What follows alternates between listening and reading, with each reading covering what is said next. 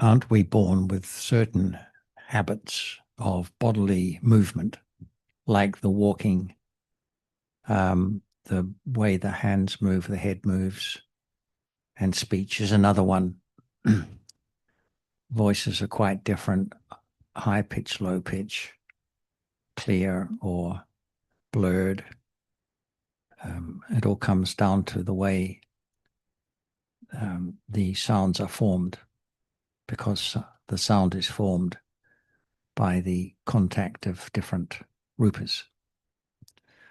Right, that can be one particular individual, but for accent, it's collectively, the whole group of the area, the country. Yes.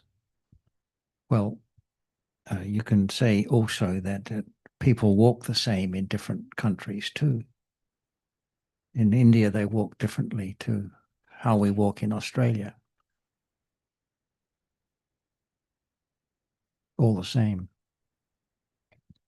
Well, this topic is more for discussion. Dhamma, right? I don't really aim to find the answer, so. I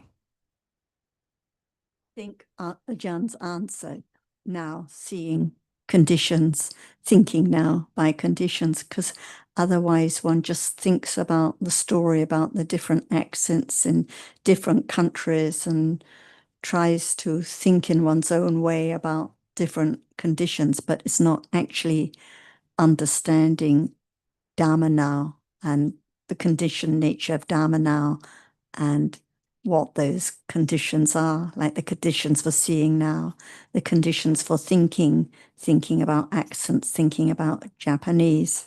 So it's all about understanding what is now. Otherwise, one's just lost in the story about the Japanese and their accents and the Indian way of walking and so on, further and further away from the reality. And as we know, if a child learns the foreign language at a young enough age, he or she can speak it without their native accent. So, and more than one can be 4 or 5 language perfectly. Yes. I have a question here from Robert, so I'll let Robert address you. Are you able to turn on your video, Robert? That'd be great. I can. Thank you, Sarah. Hi, everyone. On DSG a couple of days ago, Sarah wrote a comment saying that she heard that after the stage of tender insight, that there would only be 10 lives maximum before attaining of sotapanna. And I was just wondering if that is backed up by any texts.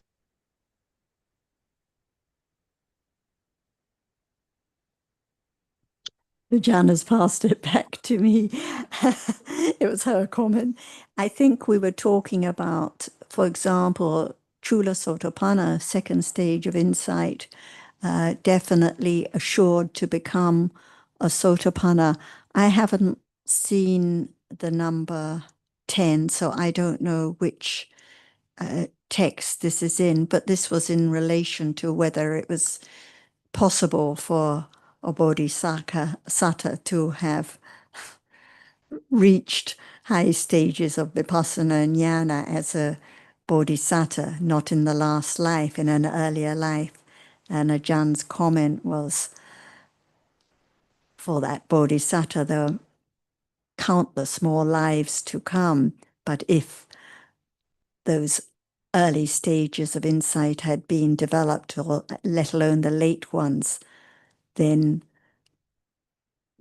one would become a sotapanna, so not possible. But the number 10, maximum 10, do you know where you've seen that, Ajahn?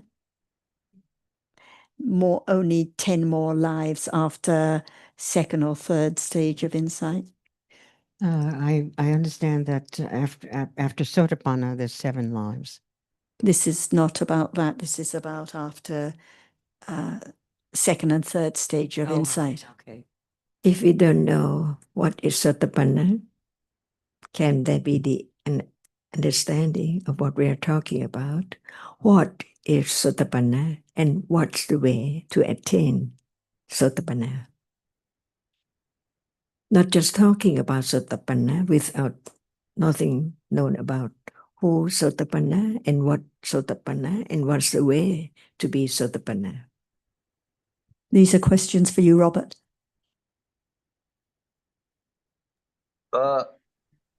Yeah. No, I've read about the Chula Sotapanna, of course, and I think in some texts they say it's one who's attained that stage of Chula Sotapanna has a footing in the dispensation. So it does make sense what Ajahn was saying about the Bodhisattva and so on. Anyway, all very interesting. I don't, I have no axe to grind either way here. I don't know at all. I'm just going on what is said in the text, but all very interesting. Thank you.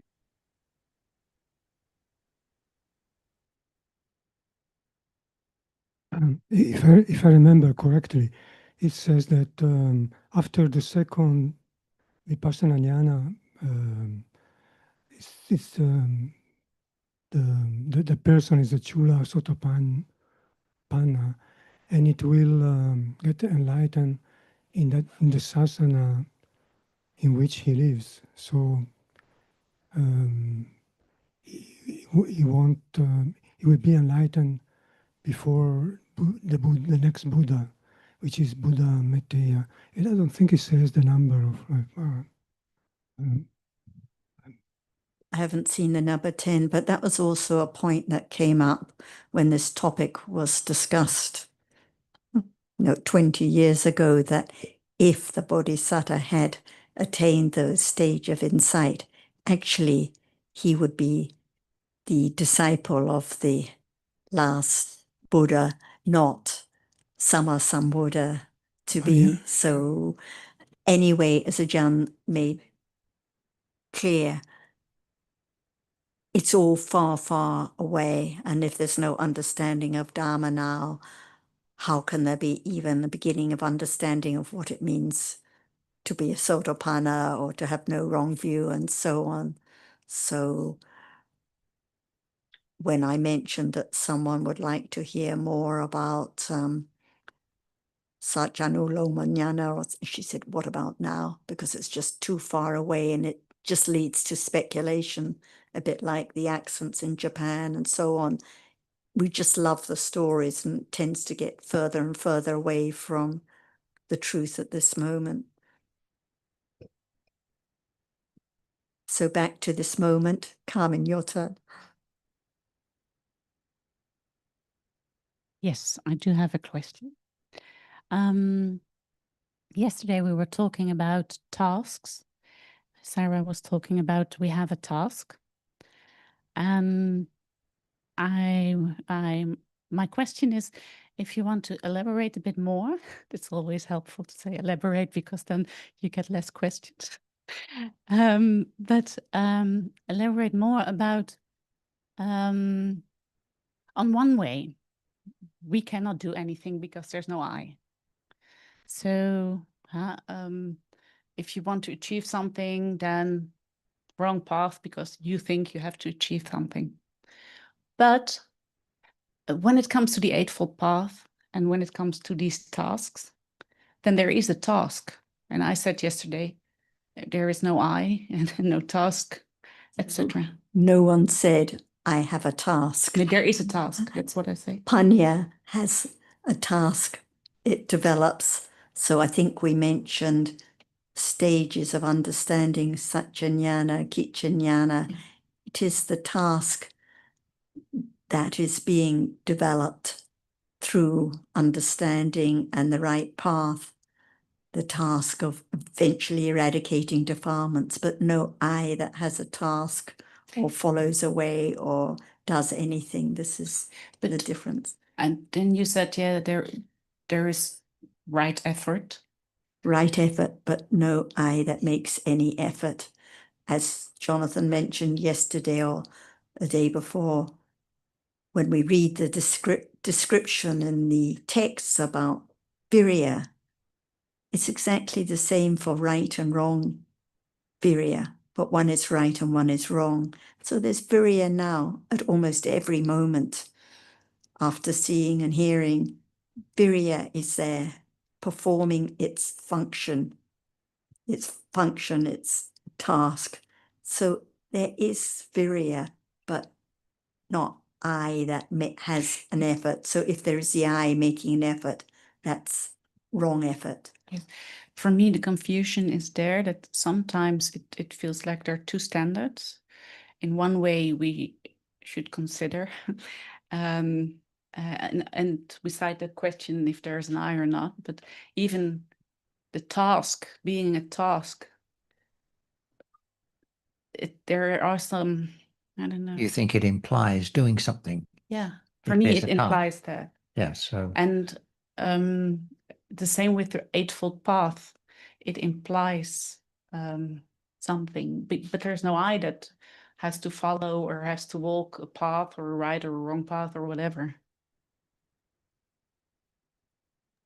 I just put something into chat. I actually replied to someone yesterday on about this. I just put in my reply about we read about the puppet, Carmen. You know the simile of the puppet that you know that one. They're in the Mara with the Bhikkhuni Sela, and Bhikkhuni Sela said, "This puppet is not made by itself, nor is this misery made by another.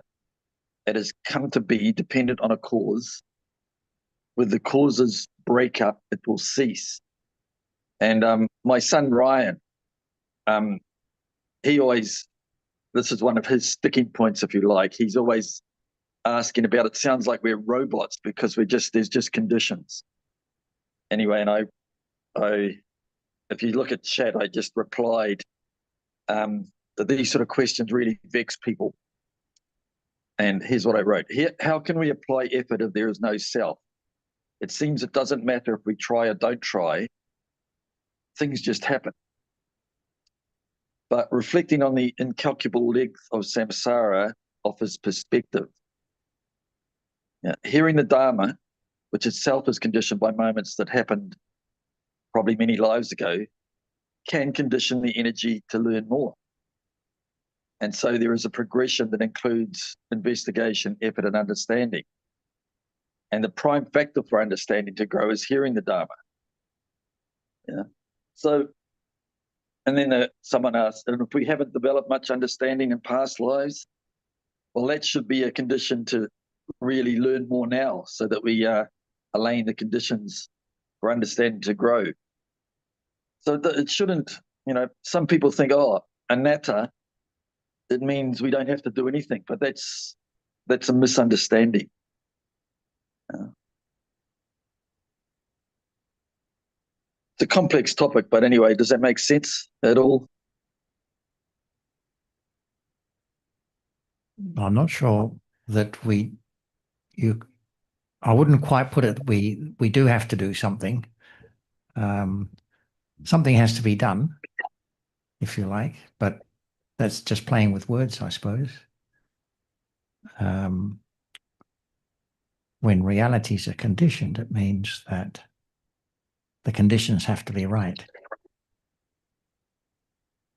And the intention, for example, to have more understanding is not one of those conditions. As you rightly said, it's hearing the Dhamma and reflecting on it, but that doesn't mean thinking, what does the Dhamma say about how I can have more understanding at the present moment? I think Ajahn was about to speak a little earlier.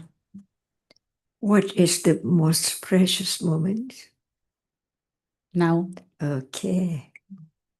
Understanding what is now is the most precious moment.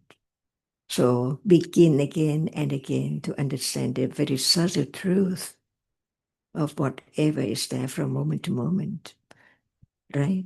But if you say begin to understand, there is also a sort of a doing in it. No. I cannot do it. I can maybe No. understand, maybe Yeah. not.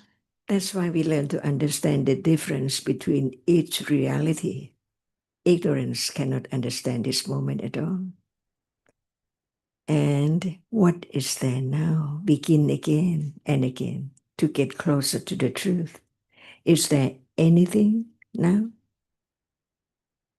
Or what is this moment? What is there right now, instantly? If it's not known, how can the other moment will be known about such and such? That's why Dhamma is so very subtle. And if there's no understanding of the subtlety of all Dhammas, no understanding who's the Buddha, the enlightened one, and what does it mean at all. Until this moment is so subtle, because there's no understanding of the truth of this moment, it's gone. But let's say if you want to study about a lot of people study about the Eightfold Path. But if there is no understanding of this moment right now, it's wrong understanding anyway. So does the Eightfold Path understand this moment? Sorry? Does the Eightfold Path understand this moment? No. So it's not the Eightfold Path? Yeah, but the path is not understanding. The panya That's is understanding. Why we have to understand the reality, the characteristic of a reality, not just the word about it. For example, is this moment real? What is it? Hearing. Hearing? What is hearing? This is the path, very subtle path, to realize the truth of what is there in each moment. But on the other hand, not yet, just the path. The understanding is the first path, right? So it understands now what is there as it is, not as anything or anyone, just a reality. But what reality has to be known as well. Otherwise, it's just thinking about it. But ignorance has been accumulated years and years and years ago.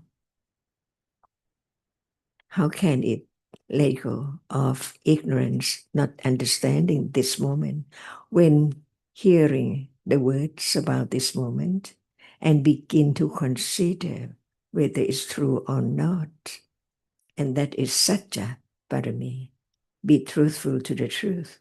So we begin again and again anytime, because it's just the only first stage of understanding, intellectual understanding about the truth of what is there just right now. So we begin what is there right now. And that is the understanding. And that is ignorance when there's no understanding of what is there now. No one knows if Buddha didn't say anything about it at all, for sure. And how subtle it is. Just develop jhana, so great parami, to realize the truth of this very moment. So he thought about what is there, so very subtle, because even it's asked question, what is there now? No answer yet. So subtle. What is there now? Thinking. Thinking. What is thinking? Each word of the teachings of the Buddha just talk about the truth of each moment. So there is thinking for sure, but what is it? What is thinking? This is the beginning of understanding the truth of each moment. Before becoming Sotapanna, so many questions about Sotapanna. Before becoming a Sotapanna, What about understanding this moment stage by stage? And this is the first stage. But even if we talk about intellectual understanding and studying and reading book and considering, there, for me, it also feels like there is a doing in it. Yeah, and I understand that it's wrong thinking, but it feels a bit like there is two standards. Just understand only this moment. Yes. What is there? But on the other hand, sometimes you say it's No, consider. what is there this moment? To be truthful to the truth of this moment, the beginning, Satya Parami. Without Satya Parami, it's impossible to realize the truth. While Buddha was Bodhisattva, any life, never say lie. Because it has to be so truthful to the truth. Because even there is a reality right now, it's not known. And there are not just only one reality, many realities are there, not known. That's why paying respect to the Buddha is a moment of seeing the subtlety of how deep and subtle Dhammas are. No matter what, whatever is real, it's so very subtle. It takes quite a long, long time, uncountable eons to realize the truth. So each word has to conform with the other words. But isn't it a bit a discussion about the egg and the chicken? What was first? Because thinking, see, it's you just thinking. talk about thinking, right? But I'd like to understand whether Buddha taught about thinking. But I know it's thinking. What is thinking? What did he say? See, we learn to understand the truth by the enlightened one's words. Can I ask, and I know I'm thinking, but What moment? One moment at a time. Otherwise, when there's no understanding the truth right now, it's impossible to understand other moments. Because not understanding what is there right now. The truth is the truth, the ultimate truth. Learn to understand. The truth cannot be anyone. The ultimate truth of our reality. I'm a bit stubborn, but to such a parami, to have the real understanding. That's why it needs understanding. Yes. From the very beginning. Yes, and it's first intellectual understanding. But to get that intellectual understanding, it's wrong path. No. What is there right now? This is the beginning of studying the truth.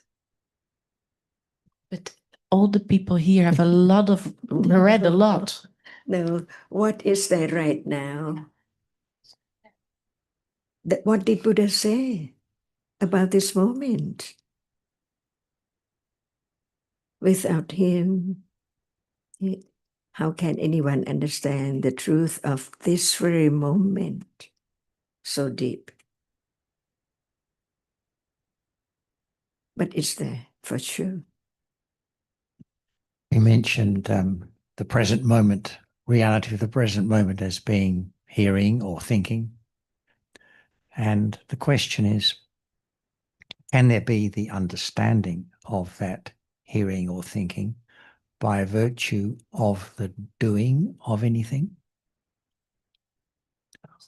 Yes, can there be the understanding of that hearing or thinking by virtue of the doing of anything? Or is the understanding something that happens when all the conditions for its arising are there? Sure, the last one. When the conditions are right, understanding arises. Right. But most of us are studying or meditating or whatever to get understanding.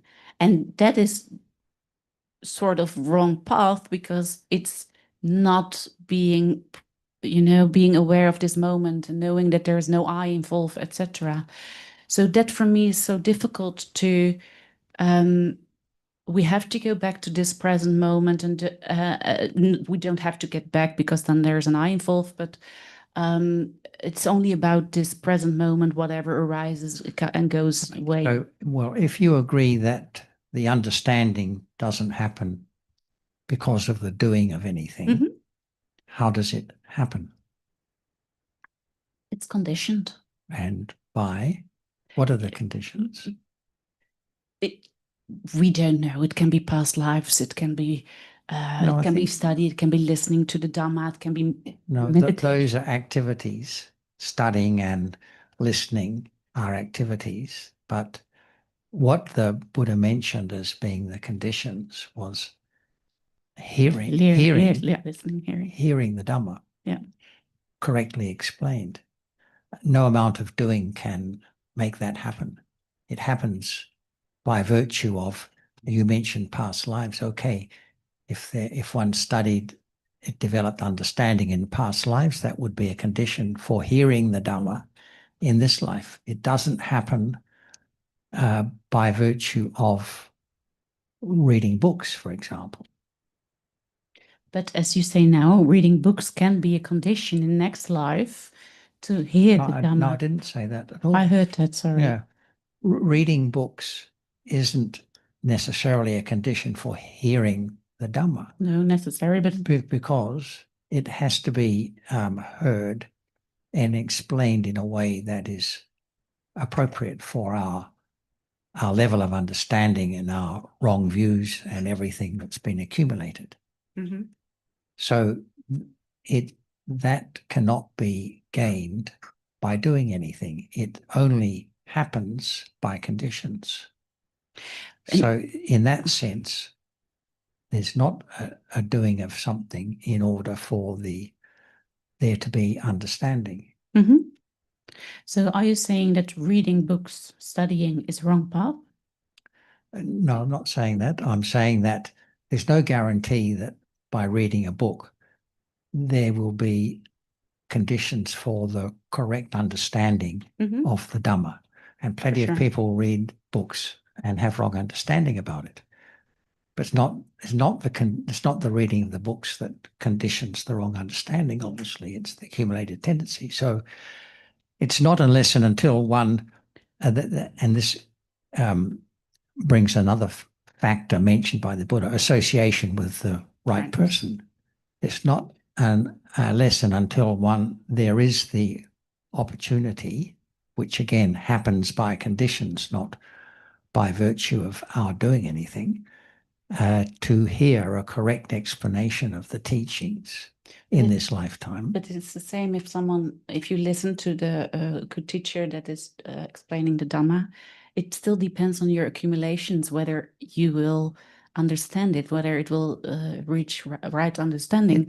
So yes, basically it comes down, even listening or having good friends, it depends on your own accumulation and your own yes, it does. Understanding. Yeah, that's right. Yes. But it doesn't depend on doing anything. That's what I'm getting at. It doesn't depend it's on not the going doing to of see a Ajahn or anything. It's there being conditions to hear the right Dhamma from someone who can help us understand it, or it might be in a book, or it might be in person, it might be a recording, who knows. So all along the way, it's things that happen by conditions rather than by virtue of anything done. Yes, but at that point, I sort of get as far as I can get it. But because you were saying there's a double standard. Yeah. Yes, I'm trying to explain. It's the same standard all the way through. By conditions, it happens. It can't be made to happen. But the thing is that and I don't want to go into a discussion about meditation, don't get me wrong, but meditation is wrong path, and being here and discussing is right path. Not necessarily. But for me, It depends on the mental state of the person in exactly, each case. yeah. Yeah. It doesn't matter. So meditation is not a wrong path. The path cannot be wrong. It's about the one that is is walking it in the mind state of that person.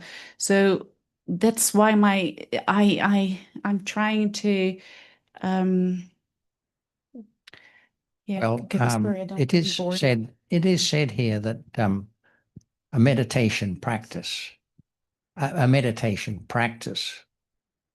would be wrong path. The reason it's said is that the Buddha didn't prescribe any meditation practice. So if one's undertaking a practice and it's not prescribed, then it's not going to be the right path.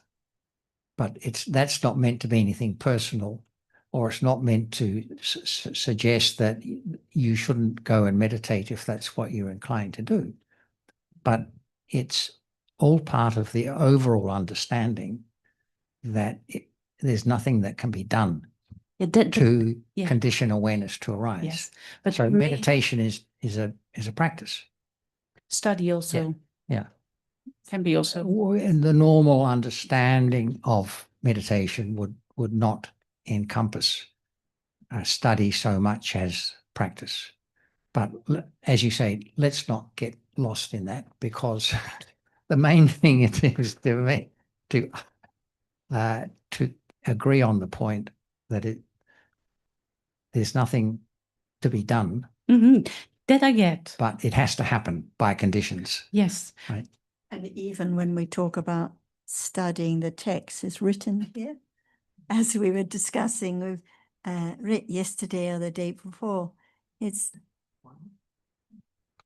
we were discussing yesterday or the day before, it's not about how many texts one has read or about learning the Pali terms or the details, and this is why Ajahn wasn't interested in the topic of the Sotapanna and so on, because if it's not about the understanding now of the reality appearing now, it's not true study of Dhamma. One can read all the Tipitaka, learn all the terms, and there can be an idea of doing as well. So that is not true study. Just like, as you pointed out, one can come to the foundation, one can listen to Ajahn for years and stick to one's own wrong ideas. So it's not the matter of being here or opening the book or doing anything at all. It's about understanding at this moment. So this is why at the start she was saying it has to begin now. What is real? What is true now? No matter whether one's thinking about accents or in the retreat or opening the book, what about now? It all comes back to now. Dharmas arising by conditions, no I to make an effort or do anything. And as soon as one has the idea of making an effort to have understanding, like here or there or anywhere, it's the wrong path.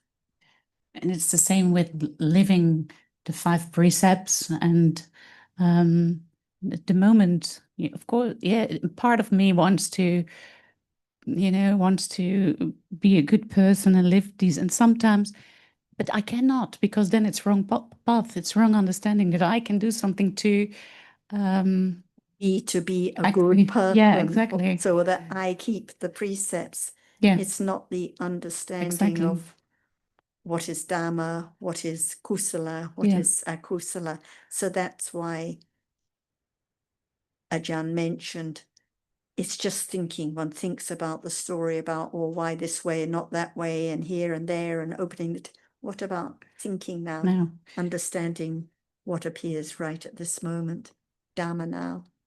Because it's the only way there can be the gradual letting the go of I. Otherwise, it's always my sila, my development of understanding, coming here for me to understand more, going there for me to practice or understand more. That's not the development of understanding. But that's the difficulty in the teaching of the Buddha. For me, in reading the teaching of the Buddha, is it feels there is a lot of doing in the text, and but we are not. And even here, we are supposed to have questions, but if I ask a question, it's thinking. So, I have to go back. So anyway, in the basis, I should not have a question because I'm just busy with... That's a long, long story. The Buddha taught Sabbe Dhamma Anatta. So whatever is read in the text, it's about dhammas that are anatta. Whatever is thought about what I should do and shouldn't ask a question and this, just different dhammas, all anatta. Yeah. None belonging to me, not my thinking or my question, or they're just different dhammas arising, falling by conditions. That is exactly moment to moment. That's exactly my point, because this is the answer on every question. And it's a good answer, don't get me wrong. It's whatever question, this is the answer. You understand? Yes, because whatever, the Vietnamese say the same, whatever questions they ask they say, oh, but it always comes back to noun. It's true. And that's the point, because what is life? The Buddha's teachings is about the understanding of life, the understanding of the truth. And the life and the truth is now. So the further one speculates about, well, these people over there and the accents there and the sotapannas, the further one goes away, following one's interest and loba, further and further away from just understanding right now is thinking, not I. It's right understanding, wrong understanding, not I. Asking question, not asking question, just different dhammas by condition. Sometimes one's ready to ask and then it doesn't happen. Sometimes one plans to sit quietly and then finds one's asking questions or speaking. Just different dhammas, all by conditions. But sometimes it feels a bit like you get a task and getting the task and taking the task brings you already on the wrong path, if you understand what I mean. Morning to night tasks, going to the bathroom, doing the laundry, going shopping, raising a question. These are just conventional ideas. In truth, just different dhammas that are conditioned, one at a time, one moment at a time. I think if we all had a high level of understanding, then we would be talking in terms of doing things because because that's conventional language. But the understanding would be there that it doesn't mean what it sounds like. So task doesn't mean what an ordinary person who hasn't heard the Dhamma would think it means. So it's like experts talking among themselves about a subject. And someone who's not versed in that subject, who's listening to the conversation, it would be not just gibberish, but it wouldn't make sense even if they could follow the language, because they're talking with reference to a body of knowledge that the other person doesn't have. So when we read the suttas, which are the Buddha teaching to those who are ready for enlightenment, on the whole, by and large, because they became enlightened on hearing this, we have to acknowledge that the language is chosen for the audience of the time, rather than for people who are coming along a lot later and not at that same level of understanding.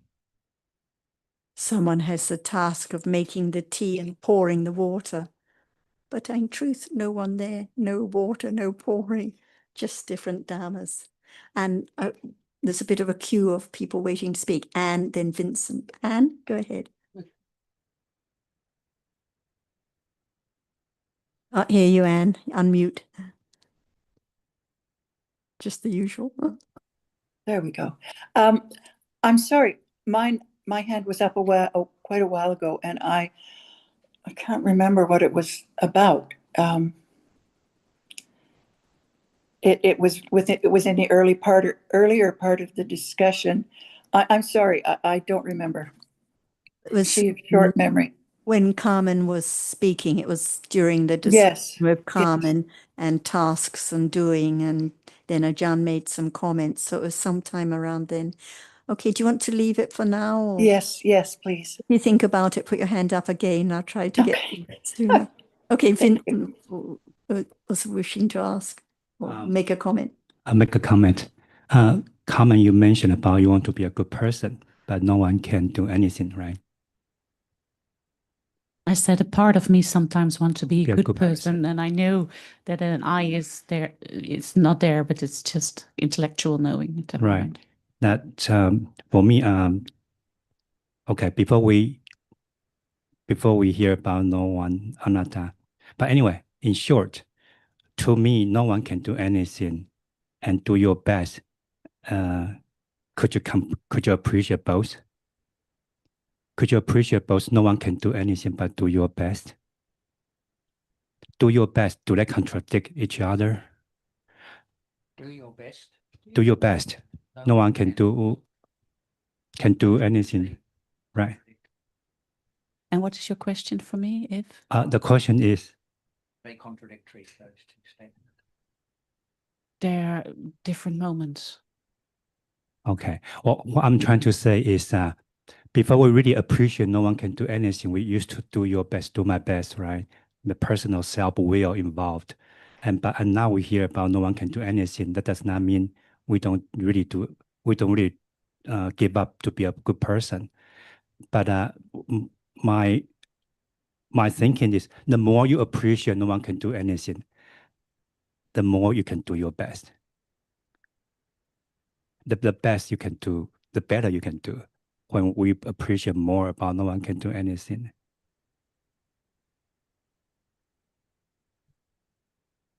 Yes or no? Does it mean to do your best? That's after you really appreciate no one can do anything.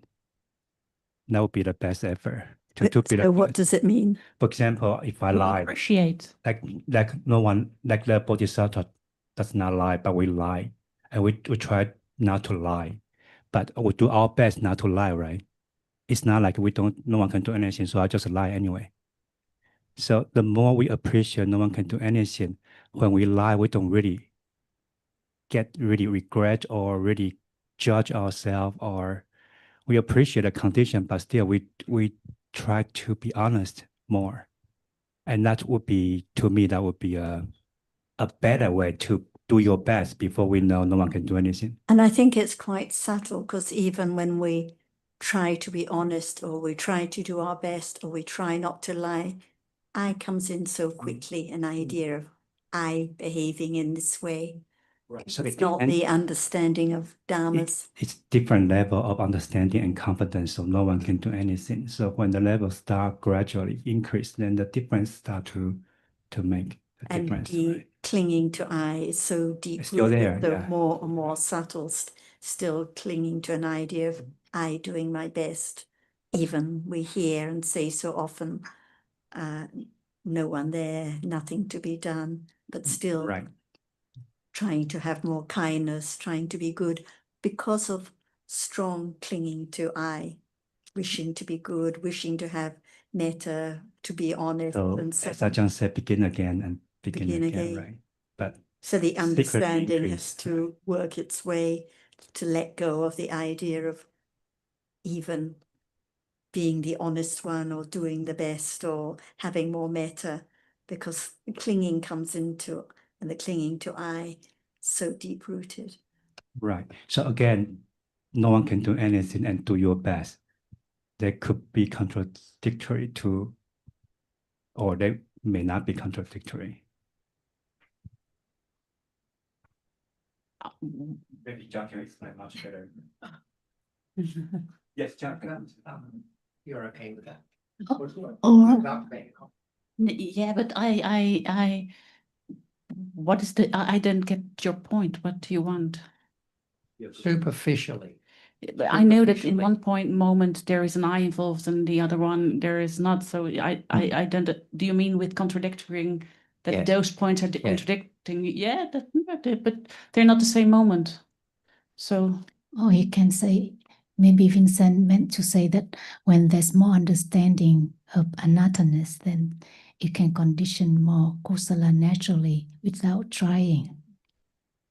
Without an idea of doing good or doing one's best or being more honest, because that I is there clinging to doing one's best, doing good. So the kusala has to develop naturally, not any trying or wishing. so what's now? I think at Ajahn's time, Ajahn will have some more questions for you for sure. We have talked a lot. Is the understanding of this moment, does it bring or lead to understand the truth of this moment at all?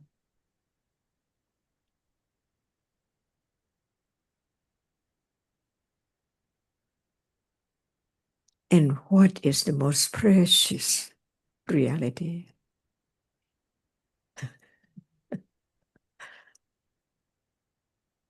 Yeah. That's why it understands this moment. Panya understands this moment. So what is this moment? The beginning of understanding. From hearing, considering wisely, because all dhammas are so very subtle. If we think that it's not subtle, we just talk about other things, but not now. But when we come back to this moment, is there any understanding of what is there now? Beginning again and again and again to understand deeper and deeper to the truth, the hidden truth from life to life. Even right now.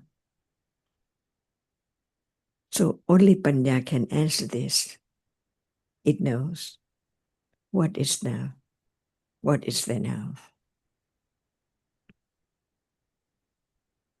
And this is the point of listening to understand the ultimate truth of life, or each moment of realities, to be true to the truth. Dhamma is Dhamma.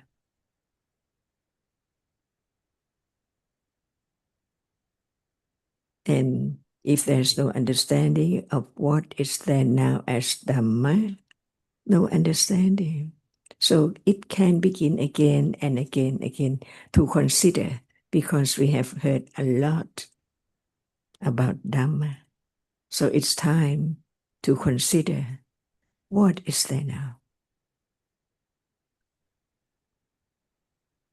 If the answer is just Dhamma, is not enough. Dhamma is so very, very deep, very, very subtle. The answer shows how deep it is when it's known. What is there now?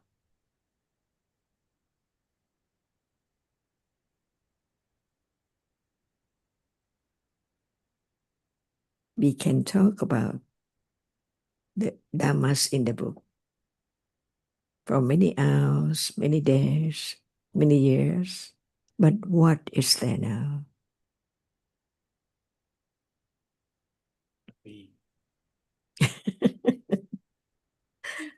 Why you not you?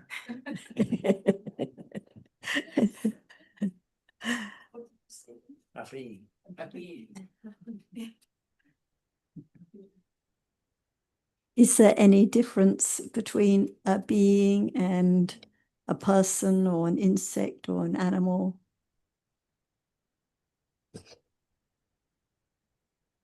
No, ultimately, they are just khandhas.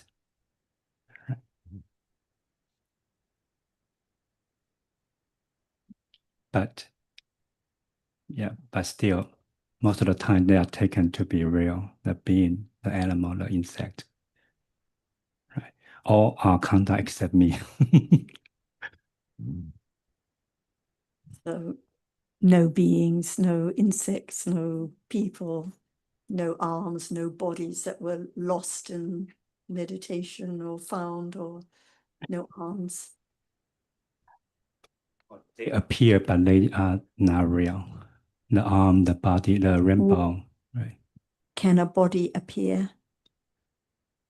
Well, a cup appear, right? Can it appear? It's a thought about. It appear. It's the object of thinking, but no cup appears. But when we No say body appear, appears. are we not saying the object appear? It is experience. The cup is experience. The body is experience, but it's not real, so it doesn't appear. When we talk about visible object appear, It doesn't it's the arise. reality that appears. Uh, It doesn't arise. It so doesn't cannot arise, but it's appear. appear, right? It's thought about. It's Right. experienced by thinking. Yes. Right. So when Ajahn asks what appears now, she's asking what is the reality that is experienced now.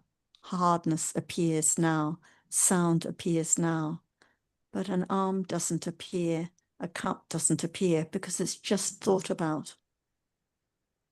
There's no Dhamma to appear. It doesn't arise, it doesn't appear, it doesn't fall away, it's just imagined. The body is imagined. It was imagined that the sense of body was lost and then found, or that this is my arm, but it's just imagined. Actually, it didn't appear. Right. Because it was only hardness appearing. It was just thinking about this imaginary body and arm. I have no question about reality arise and fall away, the count does. And no problem about concept just imagined, just thought about. But I mean, appear, well, now the Dhamma does not appear. But the sound heard, but immediately thinking about the meaning of the sound. So if the water does not appear, how can I get it? The cup does not appear. No water to appear, no cup to appear, because there is no cup or no water. There's thinking about a visible object. There's thinking about the softness. There's thinking about thirst. There's marking and remembering what is referred to as water or cup, but there is no water or cup. Like you said at the beginning, there are just different khandhas arising and falling away. What is taken for being a water is just I think we a all, mirage, just an idea. right? Mirage appear, right? What appear is a mirage. That's what I mean. The mirage is what is imagined. Yeah, it's imagined, But right? there is no, what is taken. It does not arise, but the water that is imagined in the desert doesn't exist. The same with this water. It's imagined, but there is no water in the glass. It's just what is thought about. The solidity that is taken for glass is real. And the visible object that is taken for glass is real. So there must be some rupas arising that are taken by everyone here for a glass of water. There must be some reality there somewhere. It's not No glass of water. in the absolute sense. There cannot be the experiencing of a glass of water because it's not a reality. But it doesn't mean that by real we mean what can be directly experienced. But Exists in life. So the thinking exists, but the cup of water doesn't exist because it's John has imagined. mentioned before that the trees in the forest are there, whether they're the object of experience or not. The rupas in what we call the forest arising and falling away, whether they're experienced or not. But in truth, no trees, no forest, just different rupas arising and falling away that are referred to in this or that way. Yes. does mirage appear? It's only thought about, Right, but imagined. if it does not appear, how can it be thought about? So the word appears referring to what is actually true, like the visible object is true. But I So thought that's it arise. appears to seeing. It arises. It's different from a mirage. Right, mirage does not arise. A mirage is not seen. It doesn't arise. It's It's just thought thought about, right? But it So does not it's arise. vivid, but Right. it doesn't appear because it's not a reality. Okay, I think the definition of appearing, right? Yeah. So we use the word appear only for realities, right?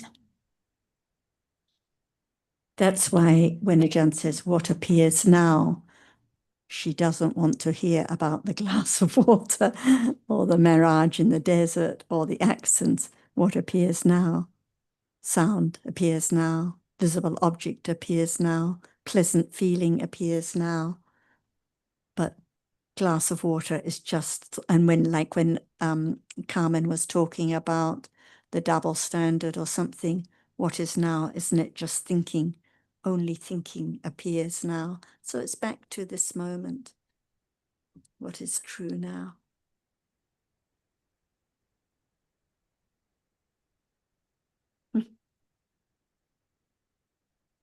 Answer to what is there now. Yes.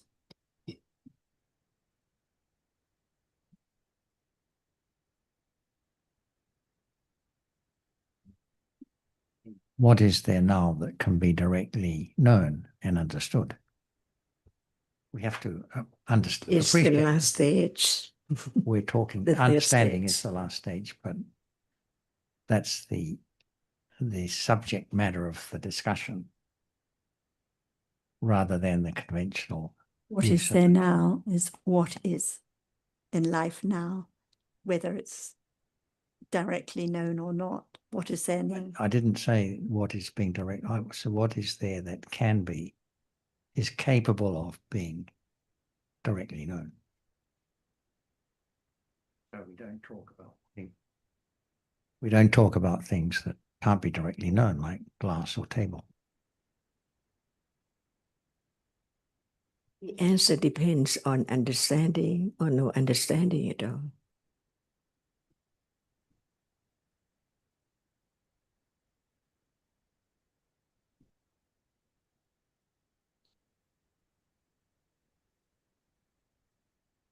So what's the answer? What is there now?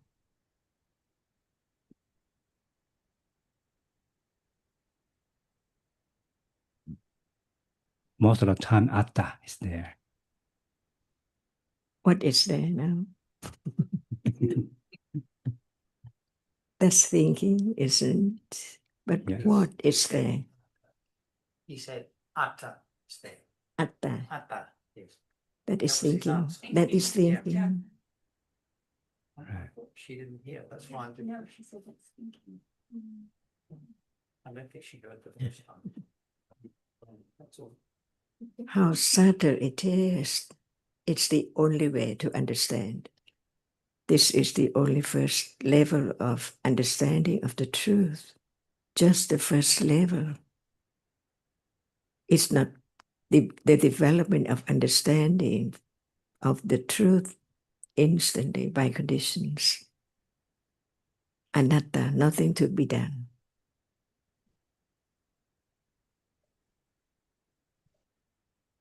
That's why there are so many different realities, and one is right and the right understanding, and the other is ignorance. So, Ajahn, can we say when there is an idea of a being without realizing it's just kanta, then that's already a wrong view there must be. What is there? Well, normally we think about different people, different beings. So, When Ajahn said at the beginning, what is there? And you said atta. And she said, that's just thinking, because Right. atta isn't there. Right. Atta doesn't appear. There is no atta. So it's thinking that is there. So now when you say, oh, we think about different beings and this one and that one and whatever. And she's shaking her head because what is there is thinking. There aren't different beings and there aren't mirages and there aren't glasses of water, just thinking. And I'm asking about the ultimate truth. Right. I was just saying it's so easy to have wrong view because immediately this being, that being. So wrong view immediately. It's subtle that no matter how much we learn about it, but not yet understanding the nature of it, just learn about it, that's all.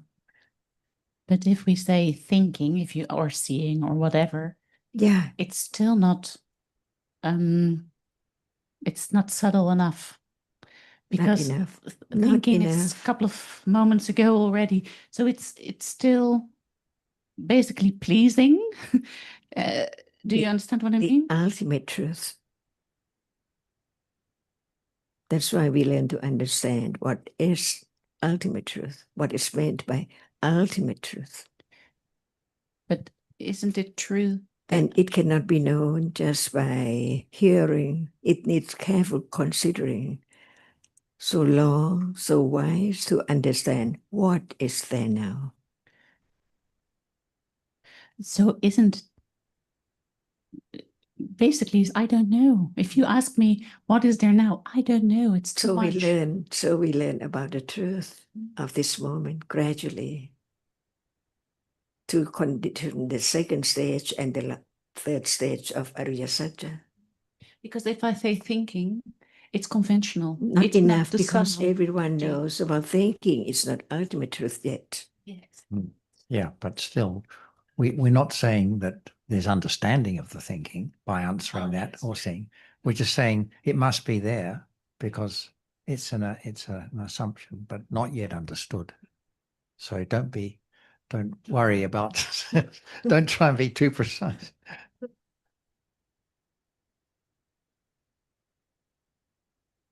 Back to the beginning, just seeing, hearing, smelling, tasting, touching, thinking. So when there's thinking about, yes, the different objects on the table, the different accents, people having different standards, going here, going there. But what is there is actually just thinking about different stories, different ideas. But none of those appear because it's only thinking now. So back to this moment.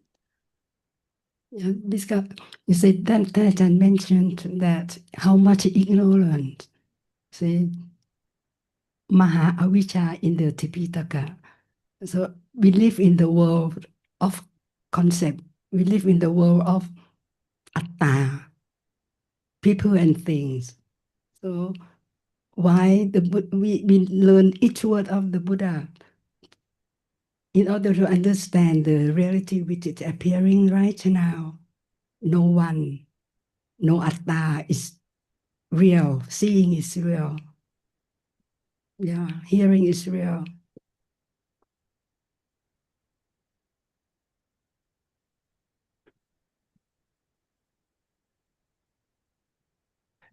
And also thinking about thinking is still not enough to see what is there now, because now seeing is there, hearing is there. Thinking about thinking, it's because thinking doesn't think about seeing, doesn't think about hearing, thinks about people, thinks about situation, thinks about doesn't think about Dhamma. So thinking about thinking is not enough to move forward from in the teaching, to make some progress in understanding the truth about the reality, not about what thinking thinks about, which we all know is just concepts. It's just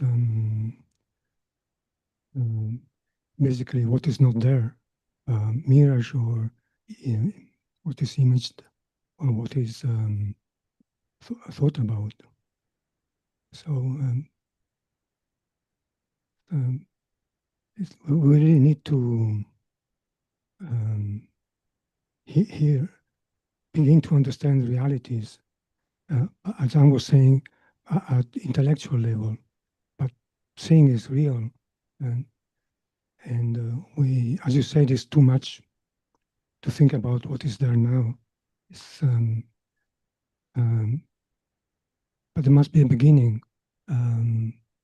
Even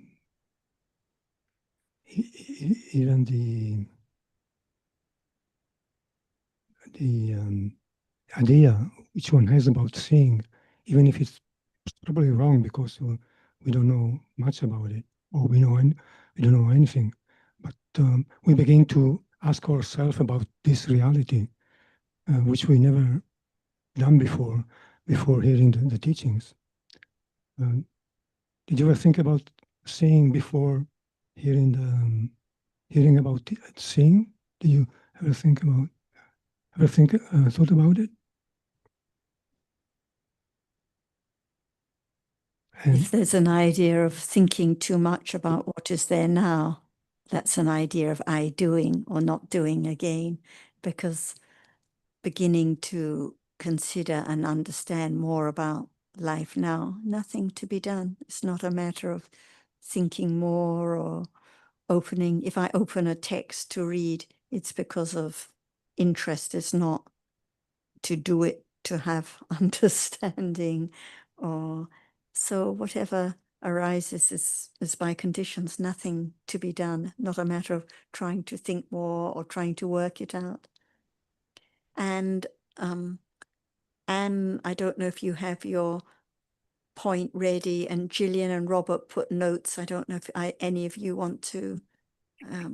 I think what I was going to say has been said. Okay. Gillian or Robert, did either of you want to bring up your comments?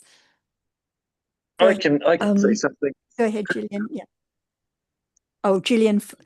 Let's say Gillian first, then Robert. Okay, Gillian. I think you've been talking about what I'm trying to understand. My note was to ask you to talk about conditions.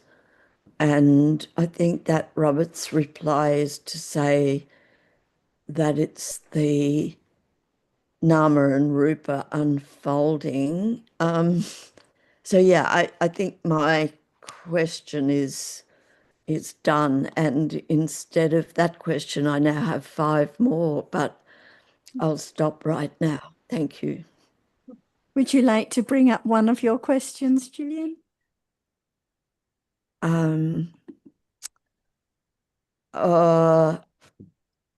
The thing I noticed, someone said before, that when we stop trying, we are doing our best work.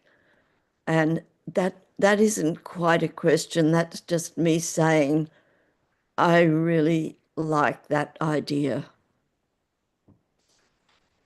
Is that, have I understood, when we stop trying, when we stop endeavoring to do the right thing or learn more, at that point in time, we're really on the track?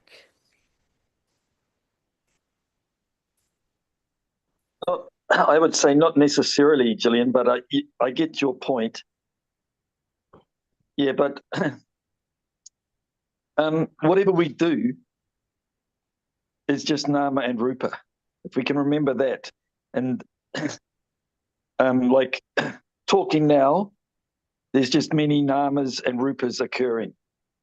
So we don't have to try to see. We don't have to try to think. Thinking and seeing occur because they're conditioned to arise. So learning about that, which is only taught by the Buddha in depth, helps to dismantle the idea of self. You know, the teaching on anatta. At this level of intellectual understanding is the basis for starting to see that as it really is. That's the way I would look at it. But good points, Gillian, I think. Gillian, this is Vincent. Just comment about you said when there's no trying, let's be on the right track. Or maybe the other way, when we are on the right track, there's no trying there. But when we are not trying, that's not necessarily on the right track.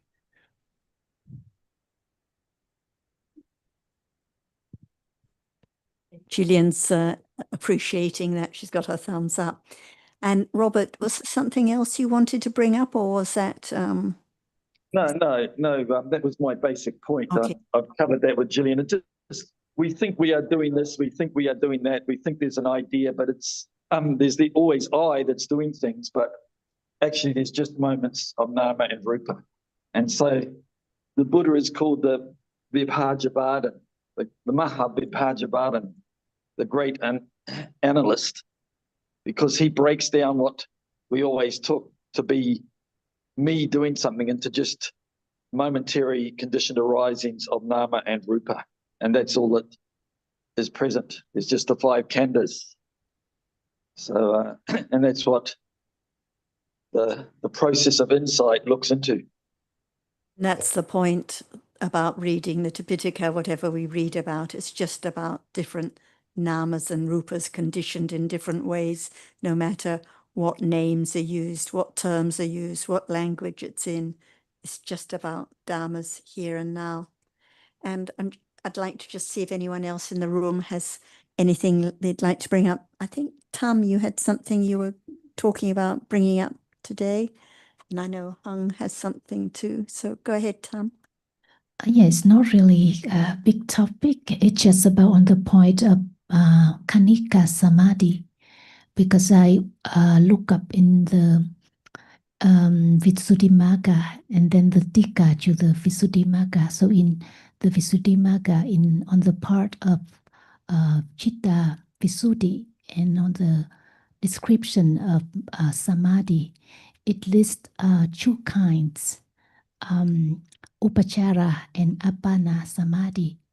But then in the Tika, it mentions also the 3rd kind, which is Kanika Samadhi. And it says that Kanika Samadhi is the kind of Samadhi that is not Upachara and Appana, but it's accompanied by with awareness and understanding. So that's all. Yeah. Is it a question, Tam? Or just a comment? It's a comment, yeah. So, as I understand, any chitta is kanika because it's always momentary. But when, for example, Appana Samadhi is referred to, it's referring to many chittas experiencing the same object with strong level of concentration, samadhi. But even so, the chittas are momentary. They have to arise and fall away. They don't last, even if repeatedly they're experiencing the same object. And when referring to development of awareness and understanding, like now, the chitta is kanika, but it's not also upachara or appana. But when it is vipassana jnana, it is upachara because it's a deeper samadhi experiencing different objects, realities, the object of vipassana jnana in rapid succession. And when it is a moment of enlightenment, the samadhi is of the degree of appana, even though it is momentary at that time. But let's see if Ajahn has anything further to add. And you know it. Oh, I think we read the text and we try to understand the meaning. It's impossible to know if there's no understanding of what is there now. Very important. The beginning is understanding what is there now. Otherwise, there cannot be the understanding of Kanika Samadhi or other things at all. So, It seems to me that I'm not familiar with the passage you quoted from, but I agree with Sarah that the mental factor of concentration that arises with every chitta is kanika also. I think it's, to my simple way of seeing things, it's a way of referring to ordinary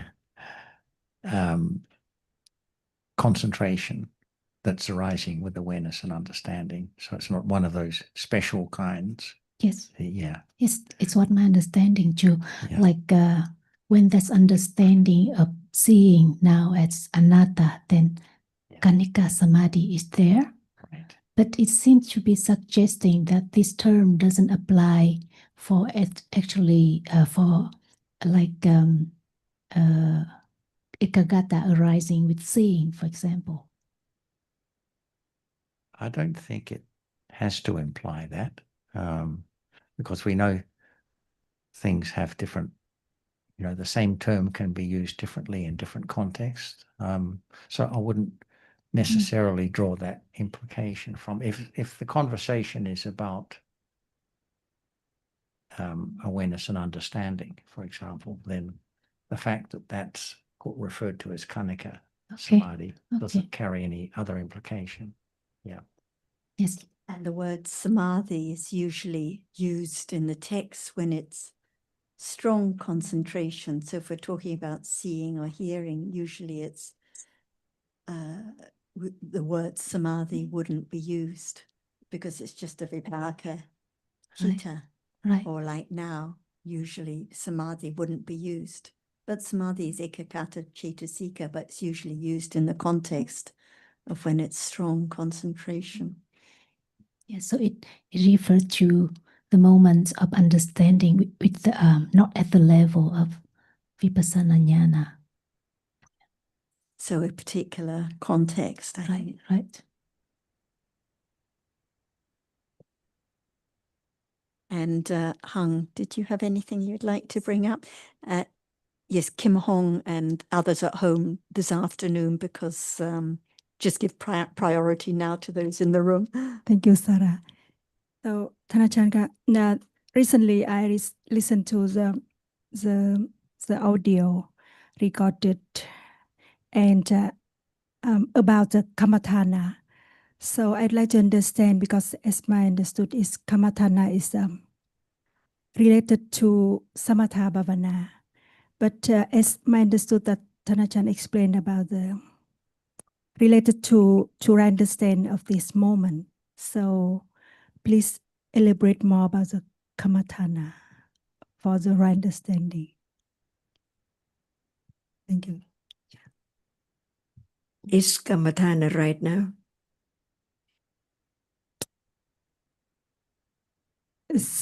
Seeing or hearing is the object of right understanding.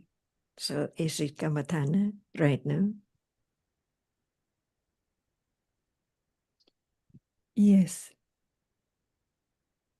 No understand. Yes, but it can be, I mean that it can be object of right understanding. It can. Yes, it can be. Now? No, not now. When?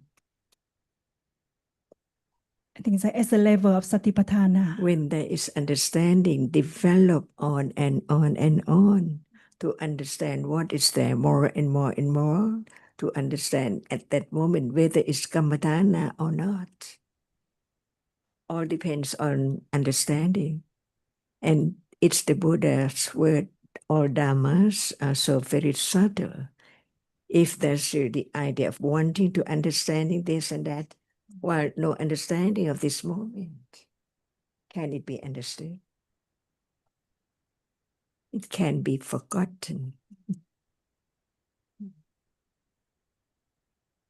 But there's difference between the Kamathana and Gochara. So what is Kamathana and what is Gochara? It's the object of right understanding. Just that? No, not enough, yes. That's why learn to understand the subtlety. That is the only way the beginning of the path leading to gradually wearing away ignorance and attachment and all kinds of akusala. So if there's no understanding of what is there right now, how can there be the understanding of different degrees of understanding? Whether it's Kamadana or not, whether it's Kojara or not. So can we say that Kamatana is the same than Upanibanda Kuchara? What is it? Is the object, a frequent object of direct understanding. Why is Kojara? And why is Aramana? And why is Kamatana? Please tell us. Without understanding the truth of this moment that is so very subtle, even right now, how can there be the understanding of that which is not right here? Impossible. That's showing no respect to the Buddha. Just think in one's own way, not understanding that how long to develop right understanding as parami, all kinds of kusala, to have less moment of akusala, because the moment of akusala cannot understand anything at all. Wrong understanding is there. So when there's no understanding of just a simple question, what is there now? It means how much understanding of the subtlety of Dhamma that Buddha enlightened. And each word is so very true and clear. Reality does not appear as it is. Just one. Many people around now. Is that true? No, that's true. Does it appear as it is? No. No understanding of the nature of that, which is now.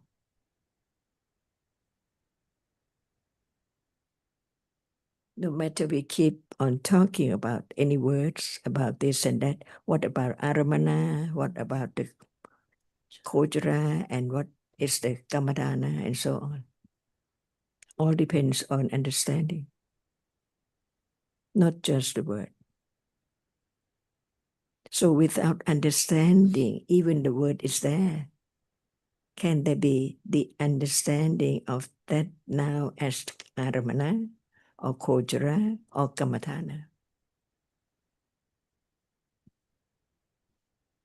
So study Dhamma is the beginning study to understand what is there now.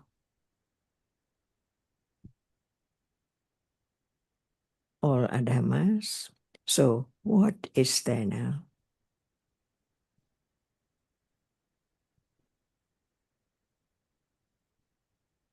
So just at a basic level, now whatever is experienced is the aramana, and we say it's a condition by way of being aramana paccaya, by being the object. There is the citta to experience it. Each citta has to experience an object. So no matter whether it's glass of water or mirage or visible object, it is the aramana, and it is a condition by way of being that object, aramana paccaya. But it's not gochara as used unless it is the object of understanding. So a mirage or a glass of water is not the gochara, the object of understanding. So the Buddha's gochara, when the gochara is a common word for field or object, but when used by the Buddha, the object referred to by the Buddha is the object of understanding, the object that there are the accumulated understanding of. There is the accumulated understanding of to know, like visible object, if it is the object that is commonly understood, then it is Gochara.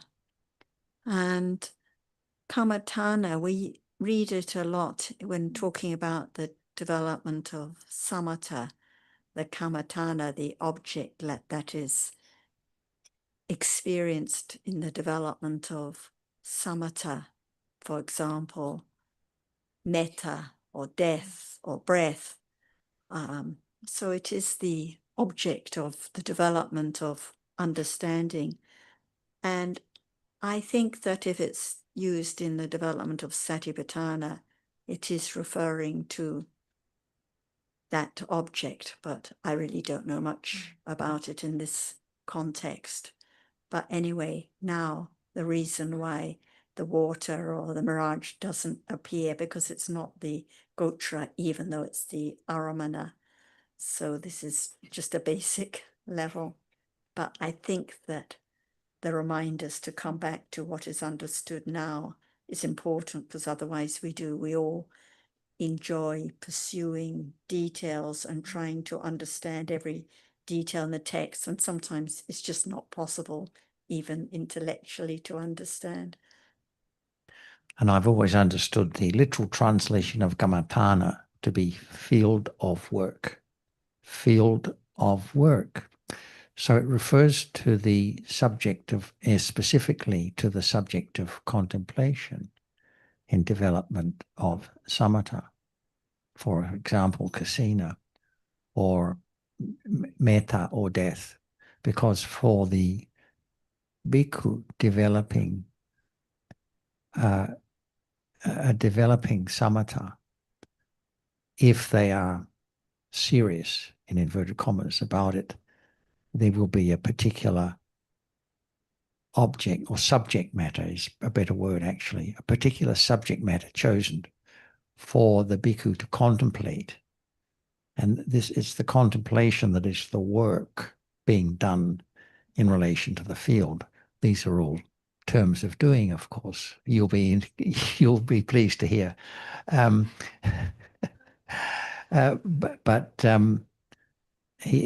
The term is therefore not normally used in connection with insight development. But if we want to use it in connection with insight development, then it would obviously, as Sarah said, it would refer to the object. That's it. Jen, I think the reason Hung brought up this topic was because, correct me if I'm not right, she's used to the use of it in the development of samatha as the object, as Jonathan referred to. But when she was listening to a Thai discussion the other day, I don't think you were present, some other Thai teachers were teaching, and they were referring to the Kammatthana and the development of satipatthana. And this was not familiar to her. And when she asked me about it, I also wasn't used to it being used in this context. I'm not sure, is there an expression in Thai of the Kammatthana hall, Ajahn? Kammatthana hall? Kammatthana. Asking for Kammatthana. Would I give?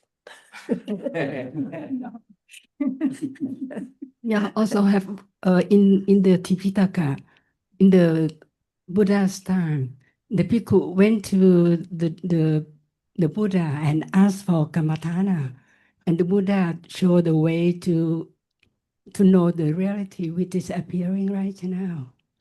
Yeah, that is the only path, the eightfold path.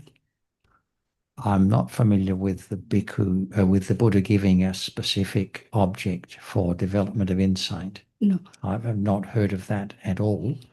I know that in the Visuddhimagga there is reference to those developing samatha who are given a subject matter for contemplation. and I would like very much to understand what is there now. So I ask for the answer, call, answer. just what is there now, just any reality, not special one, not like visible object, or not just seeing to focus on, just any object, exactly. Otherwise people think it has to be a specific one, like seeing or hardness that is focused on, which would be the wrong path. Yes. So no one give me Kamatana.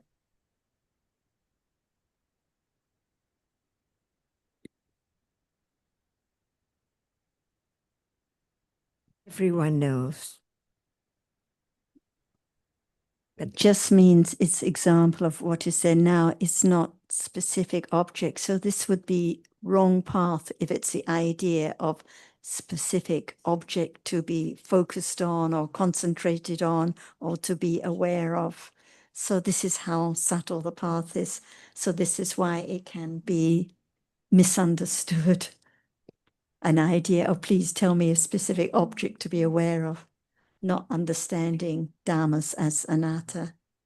When Ajahn mentions seeing, it doesn't mean there must be awareness of seeing, not hardness, not unpleasant feeling, any dhamma, unexpectedly. Can the answer to my question be Kamatana? No other things. Any object to be understood.